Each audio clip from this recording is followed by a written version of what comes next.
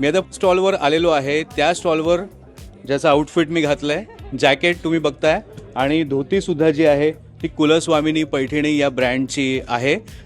कुलस्वामिनीच्या श्वेता बोबडे आहेत. कसं वाटतंय अमेरिकेत येऊन? अमेरिकेतलं प्रदर्शनाचा अनुभव कसा आहे? खूप छान आहे, खूप छान आहे. The way they are appreciating the pure Paithani saris it's way beyond.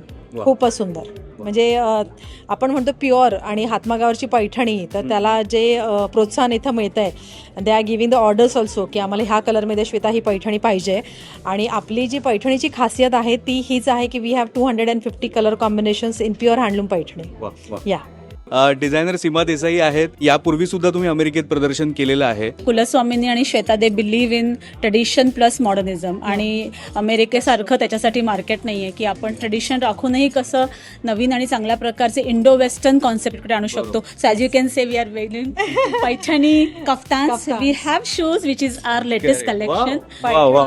Concept हाच होता की कसं ट्रेडिशन आणि नवीन जनरेशन आपण ब्लेंड करू शकू. म्हणजे फक्त ट्रेडिशनली आपल्या आज्याच घालतात तसं नाही, पैठणी हल्ली कोणीही घालू शकतं. प्रेक्षक बराचसा महाराष्ट्रात बसलेला आहे, त्यांना जर ही पैठणी घ्यायची असेल काय करायचं त्यांनी? So we based at Matunga waste.